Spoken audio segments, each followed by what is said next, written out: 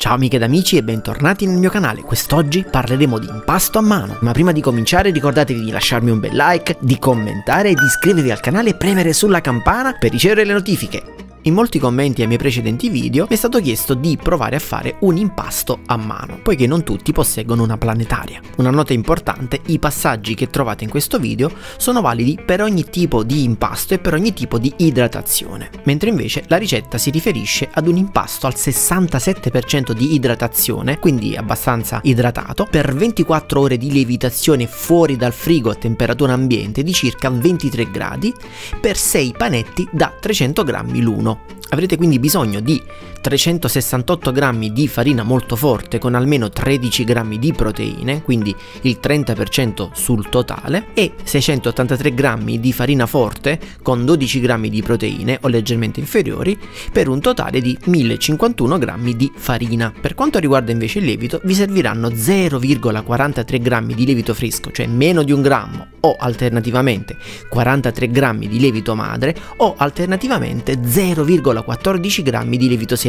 Vi ricordo come al solito che il lievito secco misura 1/3 del lievito fresco, mentre invece il lievito madre misura 100 volte il lievito fresco. Acqua a circa 25 gradi centigradi, 704 grammi. Olio 10 grammi ed infine 35 grammi di sale. Copriamo il procedimento. Come al solito inizio dall'olio e mai come per l'impasto a mano conviene iniziare dall'olio, perché altrimenti aggiungerlo dopo diventa difficoltoso. Aggiungo quindi l'acqua a temperatura di circa 25 gradi, poi aggiungo la farina, il 30% di farina molto forte, nel mio caso ho usato una Caputo rossa, e il 70% di farina forte, nel mio caso sempre la Odrums, che è una farina irlandese. Mescolo il tutto per far sì che la farina molto forte non rimanga sotto, la livello e poi la divido in due. Più avanti scoprirete perché ho diviso la farina in due.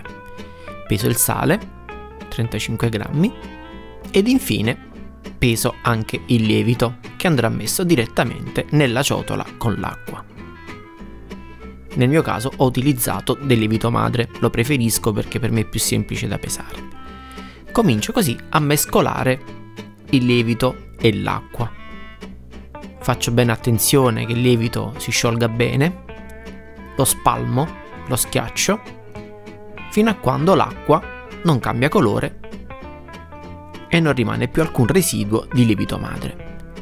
Dalla parte destra della farina che abbiamo diviso prendo qualche cucchiaio, diciamo un 2-3 cucchiai, che spolvero nell'acqua ed incomincio a mescolare. Il motivo per cui ho aggiunto soltanto alcuni cucchiai di farina è perché in questo modo non si formeranno tanti grumi e dopo che li avremo fatti completamente assorbire non se ne formeranno più successivamente quando andremo ad aggiungere il resto della farina. Nel frattempo, mentre mescolo, continuo ad aggiungere la farina, perché lo scopo di questa prima parte è quello di aggiungere la metà destra del contenitore. Quindi mescolo e aggiungo farina a pioggia. In questo modo si ossigena la farina. Continuo a mescolare e il composto comincia ad assomigliare ad una sorta di crema. Proseguo e man mano che aggiungo la farina l'impasto prende più consistenza.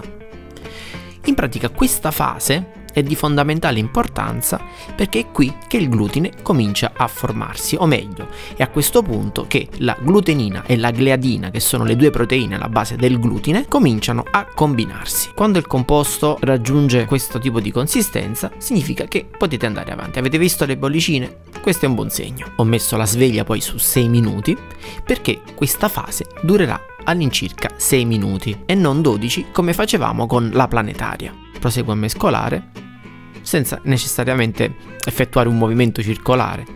L'importante è riuscire ad ottenere una consistenza da pastella. Vedete? Queste sono le bolle che si sono formate man mano che mescolavamo, mentre nel frattempo sono passati 3 minuti. Quindi a questo punto bisognerà aggiungere il sale. Quindi con l'impastatrice aspettavamo 6 minuti, in questo caso invece a mano aspettiamo soltanto 3 minuti e riprendiamo quindi a mescolare. l'impasto a questo punto diventa un po' più duro, un po' più ostico, perché volendo semplificare è come se il sale fungesse da colla. Ora è arrivato il momento di aggiungere la seconda metà della farina e vi mostro il palmo della mia mano, perché l'obiettivo di questa fase sarà tenere pulito il palmo della mano. Dovremo quindi lavorare di velocità e di polpastrelli e mai di palmo, perché questo sarà l'unico modo per evitare che l'impasto si attacchi alla mano e che si riscaldi. Come prima cosa ho aggiunto uno spesso strato di farina sull'impasto e con i polpastrelli sto spingendo la farina all'interno dell'impasto per ridurre l'idratazione, che è altissima a questo punto, e chiaramente per renderlo più maneggevole e meno attaccaticcio. Come si vede dalle immagini, questa operazione è abbastanza veloce e bisogna proseguire fino a quando la farina che si è aggiunta sopra non viene assorbita dall'impasto liquido che sta sotto. Quindi quando parte di questa farina viene assorbita bisogna aggiungere il resto della farina dal contenitore e proseguire. Poi vedete, molto importante raccogliere la farina che rimane lungo i bordi della ciotola. Questo è molto importante perché tutta la farina recuperata dalla ciotola servirà di fatto ad abbassare l'idratazione, che attualmente è altissima, e ad evitare che l'impasto risulti molle ed attaccaticcio alla fine della lavorazione. Quindi ciò che sto facendo adesso è semplicemente asciugare l'impasto per evitare poi di trovarci con una massa difficilissima da gestire. È rimasta poca farina nel contenitore e quindi questo significa che siamo arrivati quasi alla fine di questa fase. E in effetti, vedete, adesso la massa non è più informe. Bisogna capovolgerla e bisogna impastare in modo tale da incorporare la farina finale e rendere quindi la massa più compatta e quindi di conseguenza lavorabile una volta che l'avremo spostata dal contenitore al piano di lavoro. A questo punto comincio a fare le prime pieghe, però ovviamente non essendo ancora tanto compatto le pieghe non verranno come con un impasto quasi finito, però in questo modo comincio ad incorporare l'ossigeno. È arrivata quindi l'ora di svuotare il contenitore con la farina per finalizzare questa fase. Adesso vi mostro la mia mano e vediamo se si è sporcata. Il palmo è praticamente perfetto, questo perché non ho mai utilizzato il palmo della mano ma soltanto i polpastrelli. È arrivata l'ora di spostare l'impasto sul piano di lavoro, mostro con orgoglio la mia mano pulita e proseguo con la finalizzazione dell'impasto per sviluppare la maglia glutinica, per asciugarlo e renderlo quindi più morbido e maneggevole. Come per la fase precedente, anche in questo caso la velocità è di fondamentale importanza. Questo l'avevamo visto anche già nel video dell'impasto al 70% di idratazione, perché quando si arriva a idratazioni medio-alte o alte in generale bisogna lavorare di velocità per evitare che l'impasto si attacchi alle mani, dato che non useremo altra farina, altrimenti, come già sappiamo, si andrebbe ad abbassare l'idratazione. Poi per rendere l'impasto più omogeneo lo sbatto sul piano di lavoro. In questo modo si compatta più facilmente e allo stesso tempo è come se si asciugasse. Come per gli altri impasti, anche qui utilizzo i polpastrelli per fare dei buchetti che andrò poi a coprire con le pieghe. In questo modo si cattura l'ossigeno nell'impasto e si migliorerà l'alveolatura in fase di cottura. Quindi dopo aver fatto le pieghe continuo a bucherellarlo e poi lo chiudo su se stesso. Ricordate, è lo stesso metodo che si utilizza per fare la pasta fatta in casa quando la rotolate attorno all'uncinetto. Quindi in questo modo evito di fare delle pieghe che possano stressare l'impasto ed eventualmente strapparlo. Con i pugni poi si aiuta la compattezza e si facilita la finalizzazione della maglia glutinica. Allora, prima di finirlo, ancora lo buco, lo tiro e faccio le pieghe. Poi lo arrotolo come la pasta fatta in casa ed ecco qui l'impasto finale. Ma attenzione, ho fatto la prova e si strappava, quindi questo significa che l'impasto va lavorato un altro paio di minuti. Quindi fate questa prova: se quando premete l'impasto si strappa, significa che le cose non sono andate proprio per il verso giusto e che basterà però soltanto qualche minuto di rilavorazione. Ecco il termometro, vediamo se la temperatura è giusta. È giustissima, sono 25 gradi, che è la temperatura perfetta per far sì che tutti i processi chimici alla base della lievitazione e della maturazione partano con successo. Adesso chiudo l'impasto per l'ultima volta, lo finalizzo, in attesa poi di mandarlo a fare un riposino di 20 minuti. Ultima piega e lo giro. Ecco qua l'impasto. L'impasto ora ha superato brillantemente la prova che invece precedentemente aveva fallito. È arrivata l'ora di far riposare l'impasto. Utilizzo uno straccio umido, bagnato ma che non goccioli, altrimenti aumenteremo l'idratazione dell'impasto. Metto la sveglia su 20 minuti e questo è quello che succede dopo 20 minuti. L'impasto risulta ancora attaccaticcio, si è rilassato però, vedete quando premo non rimane rigido. Adesso lo giro, provo a premerlo, faccio le solite pieghe e copro i buchi, così intrappolo l'ossigeno. Faccio la stessa cosa fino a un certo punto, perché poi sarà molto difficile procedere con questa operazione senza strappare. Infatti a questo punto chiudo l'impasto col metodo della pasta fresca che abbiamo visto prima. Uso i pollici fondamentalmente e questo è il risultato finale.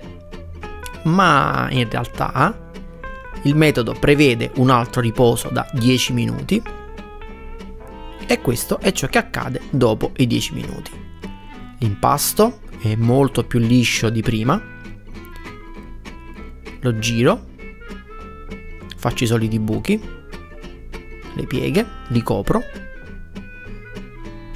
faccio ancora buchi, piega, copro e a questo punto lo arrotolo col solito metodo, chiudo l'impasto ed è quasi perfetto. Ci sono anche delle bollicine. Ultimo passaggio, 5 minuti, quindi 20 minuti, 10 minuti e 5 minuti. Qui cambia poco, ma abbastanza per permettere di porzionare l'impasto in panetti più piccoli, il famoso staglio. Quindi separo l'impasto in 2 parti, faccio dei salsicciotti e li divido in 3 parti. Ognuno di questi peserà 300 grammi perché mi piacciono le pizze molto grandi, però voi potete farli anche più piccoli, diciamo di 250 grammi, vi ritroverete con un panetto in più da 250 grammi. Ora a questo punto bisognerà passare alla formazione dei panetti, che è molto simile al procedimento che abbiamo fatto prima quando maneggiavamo la massa. Quindi bisogna fare delle pieghe, intrappolare l'ossigeno e tirare sotto in modo tale da tendere l'impasto. Per chi lo stesse per chiedere, il motivo per cui faccio lo staglio da subito è perché in questo modo evito di dovermi svegliare la mattina presto, magari la domenica alle 7, per stagliare i panetti e dare quindi il tempo poi di lievitare entro ora di pranzo. Invece in questo modo li conservo già stagliati. Dopo 24 ore i panetti si presenteranno più larghi e più piatti, ma questo non inficia assolutamente la cottura e né la riuscita della pizza. Questi quindi sono dei dettagli dei panetti prima di lasciarli riposare per 24 ore. Li chiudo in un contenitore facendo attenzione che l'ossigeno esca fuori in modo tale da non seccare la parte esterna dei panetti. Ed eccoci finalmente giunti alla stesura e alla cottura della pizza. Essendo un impasto lievitato a temperatura ambiente con un 67% di idratazione è sicuramente un impasto più molle, quindi bisogna fare molta più attenzione quando la si stende. Vedete, l'ho stesa col metodo dell'egiziano, non con il metodo dello schiaffo alla napoletana, però vedete in fase di trascinamento l'impasto risponde molto bene nonostante sia appesantito dai condimenti. Quindi lo sistemo sulla pala di legno e provvedo alla cottura nel forno a ardore. Qui impiegherà più o meno 1 minuto e 10 secondi. La fiamma è abbastanza alta, infatti notate sul cornicione c'è una leggera imperfezione e soprattutto, essendo un impasto più molle rispetto al solito, è difficile riuscire a tenere la forma perfettamente tonda, specialmente quando si fa scivolare la pizza direttamente in forno. Il risultato finale è una pizza davvero molto morbida, a partire dal cornicione, così come la parte centrale. È arrivato il momento della leggendaria prova del taglio. Vediamo un po' la sezione del cornicione per osservarne l'alveolatura. Vi assicuro che al taglio la pizza è morbidissima. Ecco la sezione del cornicione. L'alveolatura è perfetta e la morbidezza è garantita dall'idratazione al 67%. Allora lasciate un bel like se vi è piaciuto il video, altrimenti dislike. Commentate e fatemi sapere cosa ne pensate di questa pizza e di questo impasto a mano e soprattutto iscrivetevi al mio canale e cliccate sulla campana per ricevere una notifica tutte le volte che caricherò un video nuovo. Ciao e alla prossima! We want to eat pizza. The room for pizza is always there, but your eyes are wide open for pizza.